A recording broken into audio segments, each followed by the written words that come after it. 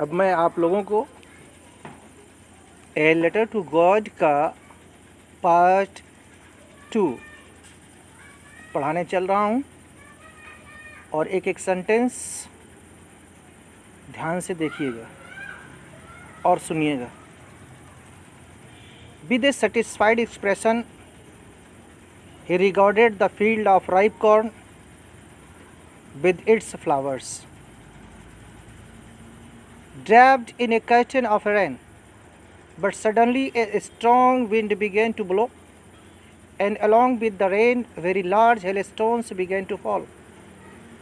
These truly did resemble new silver coins, the boys, exposing themselves to the rain, ran out to collect the frozen pearls with a satisfied expression.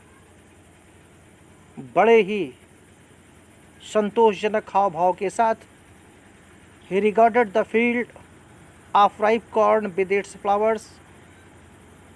वो यानी लैंचो अपनी पकी हुई फसल और उसमें खिले हुए फूलों को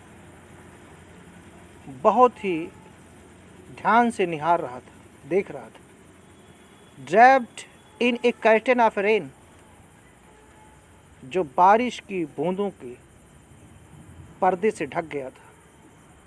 but suddenly a strong wind began to blow, अचानक एक तेज हवा चलने लगी। And along with the rain a very large hail stones, बारिश के साथ बड़े बड़े ओले बिगेन टू फॉल, गिरने लगी। These truly did resemble silver coins. लैंचो कहता है द बॉयज, लड़कों, ये सच में ये नए सिल्वर के सिक्के हैं। Exposing themselves to the rain, बारिश में उनको उठाने के लिए। Ran out to collect the frozen pearls, उन जमे हुए मोतियों को इकट्ठा करने के लिए दौड़े। It is really getting bad now, exclaim the man. अब आदमी आश्चर्य में कहता है, बड़े दुखपूर्वक कहता है, अब ये बहुत बुरा हो रहा है। I hope it passes quickly, मैं आशा करता हूँ कि जल्दी ही ख़त्म हो जाएगी। It did not pass quickly, फिर भी ये जल्दी से जो है बारिश समाप्त नहीं हुई। For an hour the hell rained on the house, ओले घर पर गिरने लगे। द गार्डन, बगीचे में। द हिल साइड, पहाड़ी के किनारे। द कॉर्न फील्ड, पकी हुई फसल में। ऑन द होल वाली पूरी घाटी में बर्फ गिरने लगी।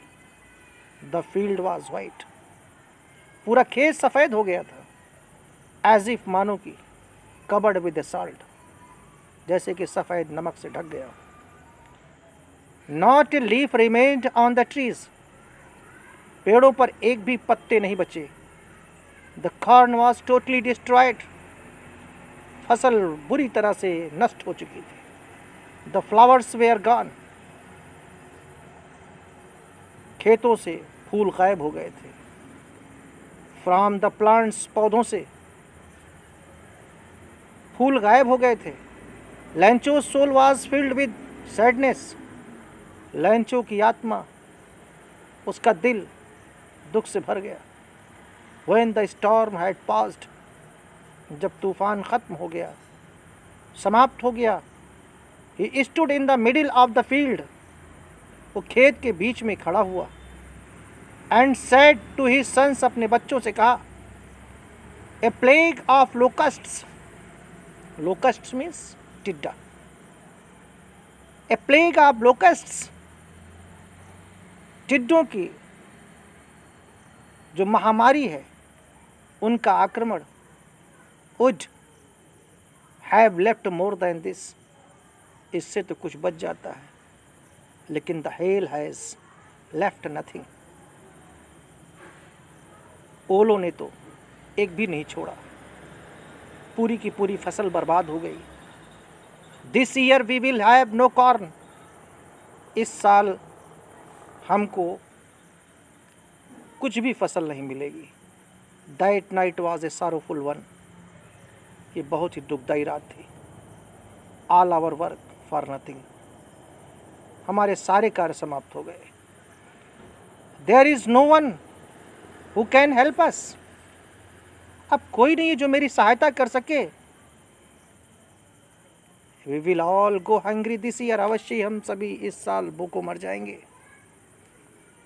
But in the hearts of all, उन सभी के हृदय में, who lived in that solitary house, जो उस अकेले घर में रहता था, in the middle of the valley, घाटी के मध्य में, there was a single hope, केवल एक आशा थी, हेल्प फ्रॉम गॉड, ईश्वर से सहायता। डोंट बी सो अपसेट, इतना परेशान मत हो। Even though this seems like a total loss, यद्यपि ये पूरा का पूरा नुकसान प्रतीत होता है। रिमेंबर, याद करो, याद रखो, no one dies of anger. कोई भी भूख से नहीं मरेगा। दैट इज व्हाट दे से। ये क्या कह रहा है? No one dies of anger, कोई भूख से नहीं मरेगा। ऑल थ्रू द नाइट, पूरी रात Lencho thought only of his one hope. Lencho केवल अपनी एक आशा के बारे में सोचता रहा। क्या सोचता रहा? द हेल्प ऑफ गॉड, केवल ईश्वर की सहायता। उसी पर उसका विश्वास टिका हुआ था। Whose eyes, जिसकी आंखें, as he had been instructed, जैसा कि बहुत ही ध्यानपूर्वक देख रही थीं उस तरफ। See everything, सारी चीजों को देखा। Even what is deep in one's conscience, केवल उसके अंतःकरण में, उसके अंतरात्मा में एक चीज था। Lencho was an ox of a man. Lencho बैल पर वित्त का आदमी था, बहुत ही परिश्रमी था, बैल की तरह मेहनत करता था। Working like an animal in the field, जानवरों की तरह खेत में मेहनत करता था। बट स्टिल ही न्यू, फिर भी वो जानता था हाउ टू राइट, टू लिखना। द फॉलोइंग संडे, अगले रविवार को, एट डे ब्रेक, सुबह के समय, he began to write a letter, वो एक पत्र लिखने लगा, which she himself would carry to town, जिसे वो स्वयं नगर लेकर आया, and place in the mail, और उसे पत्र पेटिका में डाला। It was nothing less than a letter to God. वास्तव में ये ईश्वर के एक पत्र से कम नहीं था। क्या लिखा था? गॉड, ईश्वर, ही रोट, उसने लिखा, if you do not help me, अगर आप मेरी सहायता नहीं करते हैं, तो my family and I will go hungry this year, और मैं, मेरा परिवार इस साल भूखों मर जाएगा। I need 100 pesos in order to sow my field again.